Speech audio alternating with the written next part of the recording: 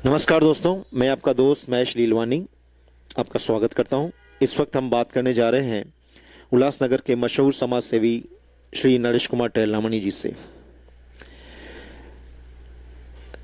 नरेश जी, हमें ये बताइए कि हमारे उल्लासनगर शहर के डेवलपमेंट को तो आप काफ़ी तरह जानते हैं कि किस तरह से हो रहा है, उसमें कैसे लोगों का योगदान लिया जा रहा है। तो पिछले दिनों हमारे कमिश्नर साहब ने, जो उल्लासनगर के कमिश्नर है, उन्होंने व्हाट्सएप ग्रुप के एडमिन को, अलग अलग एडमिन्स को आह्वान किया कि आप अपने 2 या 3 लोगों को लेकर हमारे पास आइए और टैक्स कलेक्शन जो है उसकी रैली में आप सम्मिलित होइए। हमें सुझाव दीजिए कि उल्लासनगर की टैक्स कलेक्शन किस तरह से हो और किस तरह से लोगों के पास मैसेज जाए।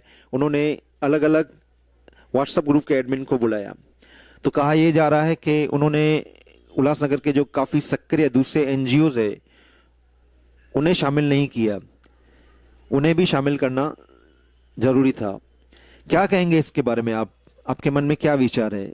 मैं चंद कुछ दिनों से कई व्हाट्सएप ग्रुप्स में देख रहा था कि इस शहर के आयुक्त बार बार एक अपील कर रहे थे कि जिनके पास टैक्स बाकी है कृपया करके आके अपनी भरें, अन्यथा हम उनके खिलाफ कड़क कार्रवाई करेंगे। टैक्स कलेक्शन की एक उन्होंने मुहिम शुरू की थी, सभी व्हाट्सएप ग्रुप पे वो अपील कर रहे थे। बहुत अच्छी बात है, होना भी चाहिए, क्योंकि टैक्स डिपार्टमेंट जो रहता है फिनांस का एक खास जरिया रहता है किसी भी लोकल बॉडी के लिए। तो कई लोगों के पास करोड़ों रुपए बकाया जो है उसको रिकवरी करने के लिए जो आयुक्त साहब पहल कर रहे थे, कई मीडिया में जा करके, व्हाट्सएप ग्रुप्स पे, सोशल मीडिया में, यहाँ वहाँ हर जगह वो अपनी मुहिम को छेड़ रहे थे कि लोग आए और आके पैसा भरे। लेकिन कुछ दिन पहले जैसे कि देश के अंदर नोटबंदी का यह आदेश आया है जिसमें 500 और 1000 के नोट बंद हो गए, उसके बाद ये रिकवरी फास्ट हो गई, क्योंकि ऐसा कहा गया कि गवर्नमेंट के जितने भी ड्यूज हैं आप 500 और 1000 में भर सकते हैं। तो अब की जो लेटेस्ट फिगर उन्होंने सोशल मीडिया में बताई थी, उन्होंने बताया था 25 करोड़ के आसपास में उन्होंने कुछ कलेक्शन की है, टैक्स बकाया जो बाकी है। लेकिन उसके साथ साथ आयुक्त साहब ने यह भी कहा कि यह बहुत ही कम है, जितने आउटस्टैंडिंग हैं पैसे उसका यह 8% मात्र है।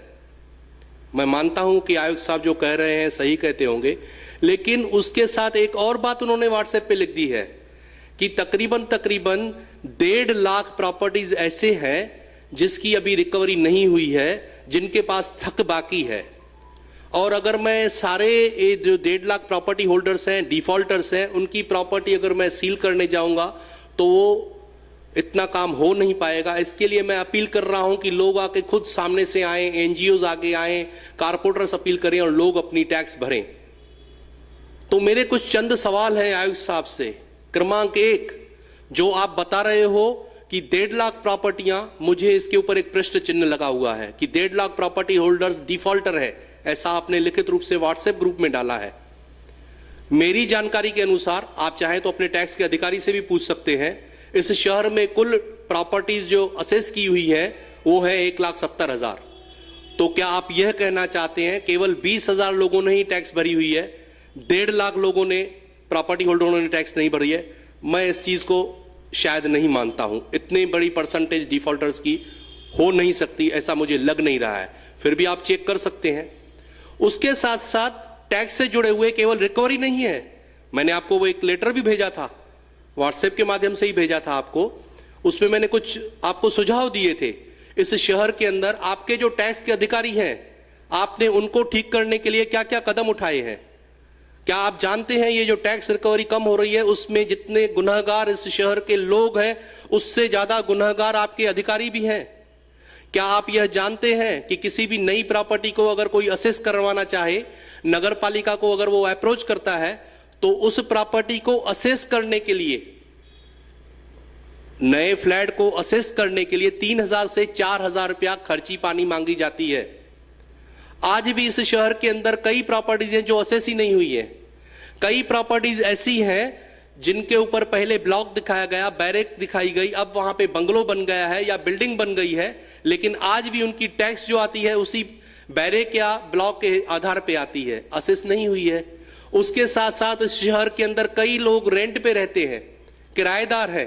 जो किराएदार रहता है उसकी टैक्स का रेट जो रहता है वो अलग रहता है, उसके मालिक से टैक्स की अलग रिकवरी होती है। लेकिन आपके यहां नहीं होता है। उसकी वजह भी आपके अधिकारी है, क्योंकि वो जानबूझ के उनको कुछ चाय पानी मिल जाती है, वो दिखाते ही नहीं है कि रेंट पे है। आज इस शहर के अंदर कितनी बैंक्स हैं, रेंट पे हैं, कितने एटीएम्स हैं, रेंट पे हैं, कितने मोबाइल टावर्स हैं, रेंट पे हैं। ऐसे कई सारी प्रॉपर्टीज हैं जो रेंट पे हैं, लेकिन आपके अधिकारी उनको दिखाते ही नहीं रेंट पे। कई प्राइवेट प्रॉपर्टीज हैं, रेंट पे हैं, कई फ्लैट्स हैं, रेंट पे हैं, कई दुकान है, रेंट पे है, वो नहीं दिखाते हैं, चाय पानी लेते हैं और वहां पे दिखाते ही नहीं रेंट पे है। तो ये सारी रिकवरी हो सकती है ना। इसके लिए आप अगर कुछ अपने यहां जो होल्स हैं आपके टैक्स डिपार्टमेंट में, उसको अगर आप ठीक करने जाएंगे तो ये रिकवरी बढ़ेगी। हाँ नरेश जी, मैं यही कह रहा था कि व्हाट्सएप ग्रुप के एडमिन्स को बुलाया गया था और एनजीओस को नहीं बुलाया गया था। हो सकता है एक दो एनजीओ को बुलाया गया हो, इसके बारे में आप क्या कहेंगे? देखिए, इसके ऊपर मैं ज्यादा टिप्पणी नहीं कर सकता हूं, क्योंकि जो व्हाट्सएप ग्रुप है, सोशल मीडिया है, ठीक है, यहां पे भी व्हाट्सएप ग्रुप्स में भी, सोशल मीडिया में भी आम आदमी हैं, कॉमन सिटीजन्स हैं, कुछ एनजीओज भी होंगे। लेकिन उसके साथ साथ आयुक्त साहब को, क्योंकि कई बार क्या होता है कि लोग व्हाट्सएप पे कुछ भी लिख देते हैं, कई टिप्पणियां करते रहते हैं, लेकिन वास्तव में ग्राउंड में जाकर काम करना, लिखित रूप से लेटर्स लिखना, कंप्लेंट्स करना, शिकायतें करना, उसको फॉलो अप करना नहीं होता है। केवल व्हाट्सएप तक ही वो बातें रह जाती हैं। तो अगर उन्होंने व्हाट्सएप ग्रुप्स को बुलाया, उसमें कोई आपत्ति वाली बात नहीं है। लेकिन उसके साथ साथ यदि वो अपने पीए को बुलाते थे, उनसे पूछते थे कि उल्लासनगर में ऐसे कौन से एनजीओज हैं जो निरंतर रूप से इस शहर के प्रति, इस शहर के कई मुद्दे उठाते हैं, लिखित रूप से उठाते हैं, उसको फॉलो अप करते रहते हैं, ऐसे कौन से एनजीओज हैं। हो सकता है वो व्हाट्सएप ग्रुप में आपके साथ जुड़े हुए नहीं हो, तो आप उनको अपने पीए के माध्यम से या खुद बुला सकते थे।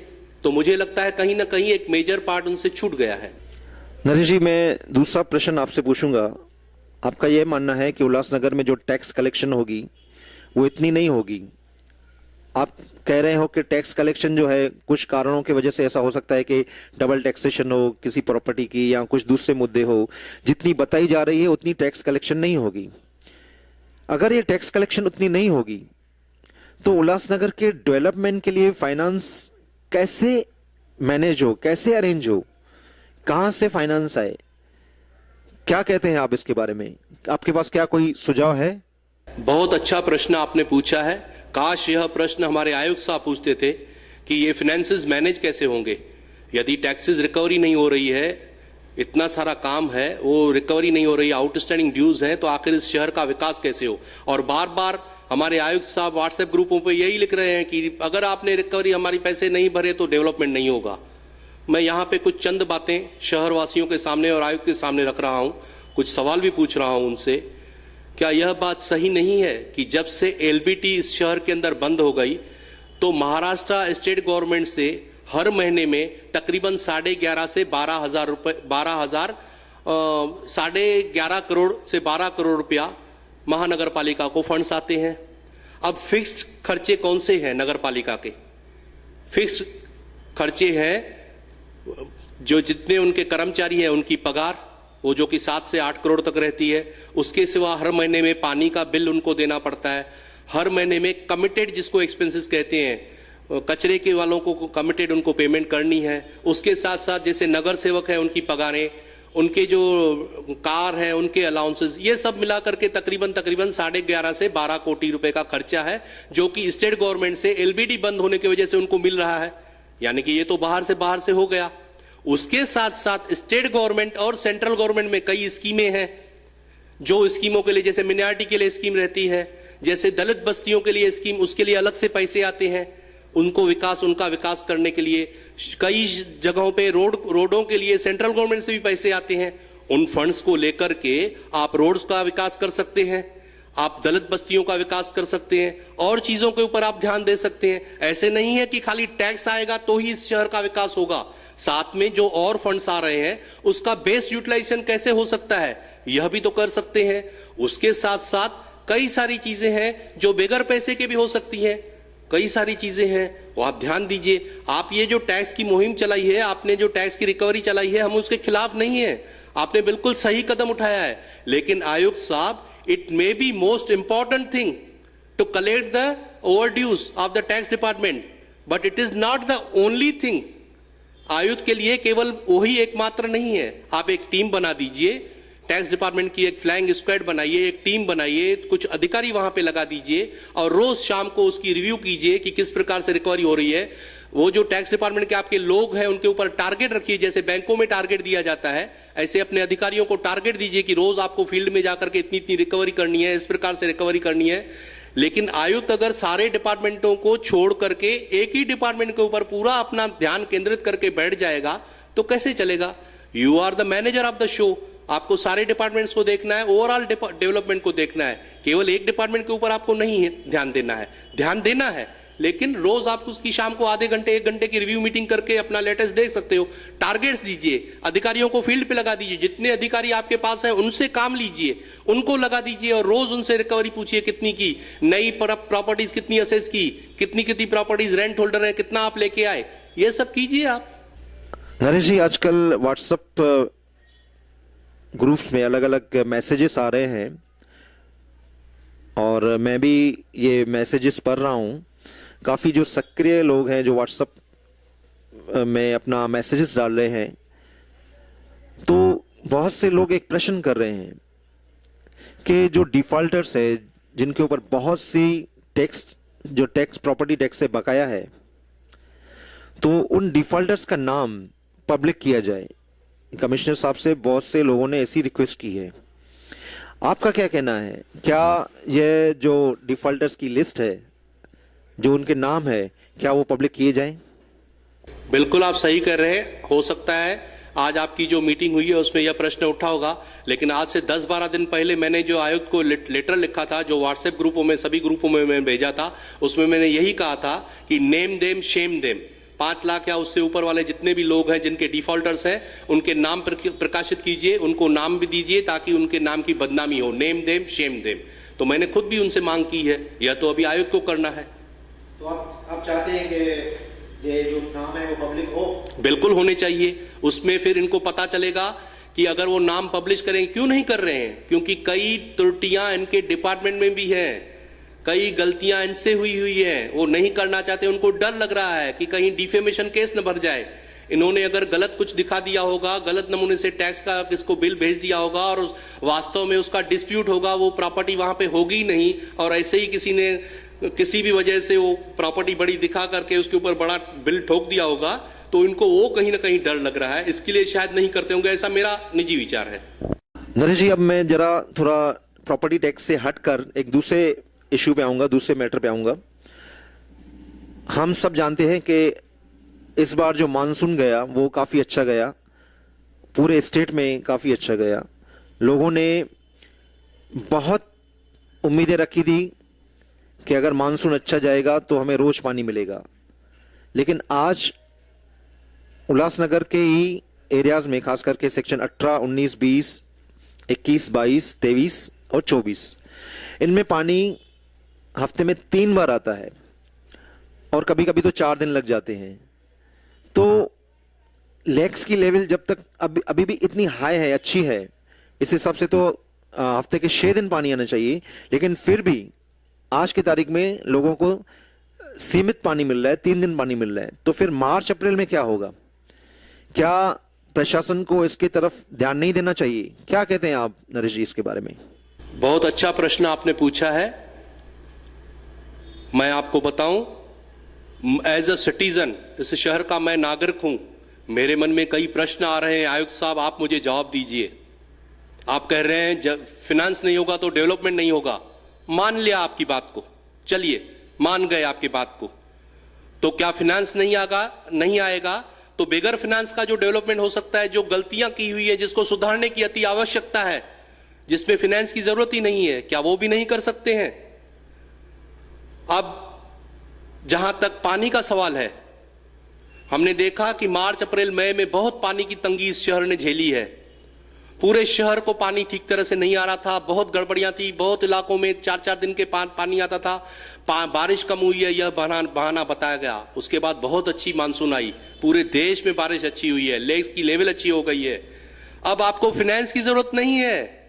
सेक्शन 18 19, 20, 21, 22 और 24 के कुछ हिस्सों में 3 नंबर में आज भी पानी 3 और 4 दिन में एक बार केवल 1 घंटे के लिए छोड़ा जाता है। कभी आपने सोचने की कोशिश की कि क्यों ऐसा क्यों हो रहा है? जब लेक्स की पोजीशन अच्छी है, आपने व्हाट्सएप ग्रुप पे लिखा था कि इस शहर को पानी की जितनी आवश्यकता है उससे कहीं ज्यादा पानी आ रहा है। अगर यह आयुक्त साहब आपकी बात सही है तो मुझे यह बताइए कि सेक्शन 18, 19, 20, 21, 22 और 24 के कुछ हिस्सों में 4 दिन में, 5 दिन में, 3 दिन में एक बार पानी क्यों आता है, वो भी केवल 1 दिन के लिए? वो भी जो टैंक है उसका वॉल्व कम खोला जाता है, कम प्रेशर से पानी आ रहा है। क्यों आ रहा है? उसकी वजह मैं आपको बता रहा हूं। हालांकि आपको अपने डिपार्टमेंट वालों को पूछ के, इंजीनियर्स को बुला के पूछना चाहिए, क्योंकि आज शहर में पानी की बाकी इलाकों में समस्या नहीं है। यानी कि आपके अधिकारियों के ऊपर जहां तक पानी का सवाल है कम काम है, प्रेशर बहुत ही कम है। जो मार्च, अप्रैल, मई में था उससे कई गुना कम प्रेशर है। तो आप टीम को वहां पे भेजिए, देखिए वहां पे डिस्ट्रीब्यूशन सिस्टम, आपने कहा है डिस्ट्रीब्यूशन सिस्टम, पानी तो बहुत आ रहा है, यानी कहीं ना कहीं डिस्ट्रीब्यूशन सिस्टम फेल हो चुका है। वो कौन सी गलतियां हैं उन जो सेक्शन मैंने आपको नाम बताए, कौन सी गलतियां वहां पे की हुई है, लाइन का सिस्टम में क्या मिस्टेक है, किस प्रकार से उन लाइनों को फिर से दुरुस्त किया जाए ताकि हर व्यक्ति को, यहां तक कि लोगों का वहां पे कहना है कि कोनार की जो उनको लाइनें मिली है वहां में भी, उसमें भी पानी नहीं आ रहा है। तो आप अपने पूरे टीम को वहां पे लगा दीजिए जो 4-5 सेक्शन मैंने आपको बताया है, क्योंकि आज पूरे शहर में पानी आ रहा है। बाकी जगह पे आपके अधिकारियों को काम करने की आवश्यकता नहीं है, लेकिन वहां बहुत जटिल समस्या आज भी ज्यों की त्यों लगी हुई है। यानी वहां पे आपका सिस्टम चरबड़ा गया है, सिस्टम फेल हो चुका है। तो उसको ठीक करने के लिए, दुरुस्त करने के लिए अपने अधिकारियों से काम लेना, उसमें पैसे की आवश्यकता नहीं है। उनको वहां पे बैठ के डायग्राम बनाना है, देखना है कि कौन सी लाइनें कहां जा रही है, कहां जा रही है, उसको दुरुस्त करना है और ठीक करके वहां पे अगर इक्वल डिस्ट्रीब्यूशन ऑफ वाटर करेंगे तो जैसे पूरे शहर को पानी मिल रहा है वैसे वहां पे भी आ सकता है। उसके साथ साथ बिगर पैसे के और भी बहुत सारे काम हो सकते हैं। आज शहर में हम देख रहे हैं कई जगहों पे खड्डे भरने का काम चालू है, पोथोल्स भर रहे हैं। आपको जानकारी है कि कई जगहों पे खाली बीएम का काम हो रहा है, एसी का काम ही नहीं हुआ है। तो उसको ऊपर एसी की कोटिंग होगी तो उसकी लाइफ बढ़ जाती है, खड्डा वो बंद रहेगा 4-5 बरस तक, फिर से नहीं खुलेगा। अब कई जगहों पे उन्होंने खड्डे भर दिए, एसी कोटिंग ही नहीं की है, वो फिर से खुल जाएंगे, फिर से खर्चा होगा, फिर से फाइनेंस की जरूरत होगी। तो आप ऐसे चीजों के ऊपर तो खुद सुपरविजन कर सकते हैं, देख सकते हैं। कचरे की समस्या है, जो लोग आपको व्हाट्सएप पे फोटो निकाल के भेज देते हैं, आप तुरंत उनके पास अधिकारियों को भेज के वहां से सफाई करा देते हैं। ऐसे सिस्टम काम नहीं करता है कि व्हाट्सएप पे फोटो आ गई आपके पास कि इस हमारी एरिया में बहुत कचरा है और आपने आदमियों को भेज दिया। सिस्टम ऐसे चलता है कि सिस्टमेटिकली पूरे शहर में से सवेरे 6 बजे, 7 बजे, 5 बजे कचरा उठ जाना चाहिए। यहां पे तो हम देखते हैं 11 बजे कचरे की गाड़ियां कोनार की आती हैं, कचरा उठाती हैं, पूरी ट्रैफिक को अटका के रख देती हैं। उसके साथ साथ इस शहर की ट्रैफिक की समस्या, उसको हल करने के लिए ट्रैफिक डिपार्टमेंट को साथ में बिठा करके कौन से रोड 1 वे करने हैं, कौन से किस प्रकार से P1 P2 करना है, कहां पे नो पार्किंग करनी है, ये सारी चीजें उनसे बैठ करके कई मीटिंग्स लेकर के वहां के जो व्यापारी हैं उनके एसोसिएशन को साथ में बिठा के हल किया जा सकता है। उसमें फाइनेंस की जरूरत नहीं है, उसमें केवल बुद्धि और आपस में बैठ के मिलजुल के कोई रास्ता निकालने की आवश्यकता है। तो ऐसे कई प्रश्न मेरे दिल में उठ रहे हैं। आयुक्त साहब, आप केवल टैक्स टैक्स टैक्स बोल के आदमियों का ध्यान भटकाने की कोशिश मत कीजिए। न तो आप अपनी जिम्मेदारी से भाग सकते हैं, न तो आदमियों का ध्यान भटका सकते हैं।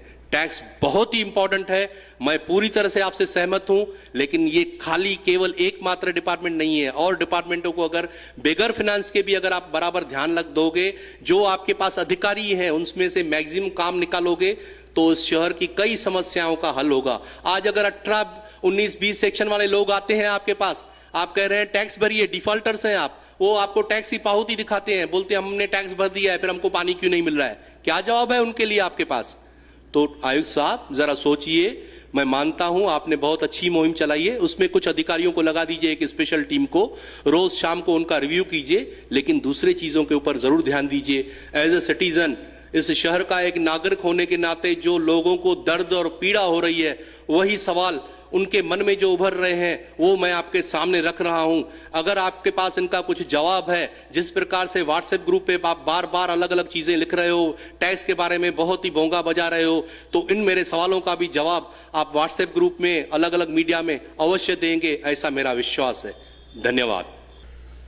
तो दोस्तों, ये थे श्री नरेश टेलामणि जी, जिन्होंने अपनी अलग अलग विषयों पर राय दी। अगर आपकी भी कोई राय है तो हमें फेसबुक के पेज पर, जो हमारा फेसबुक का पेज है उल्लास सिटीजन फोरम, उस पे आप अपनी राय दीजिए, आप अपनी विचार वहाँ पे जाहिर कीजिए, कमेंट्स कीजिए, हमें बताइए कि किस तरह से हम और भी बातें लेकर प्रशासन के पास जाएं और लोगों के पास जाएं, ताकि इस शहर का कुछ भला हो और ये शहर डेवलपमेंट में आगे बढ़े। धन्यवाद।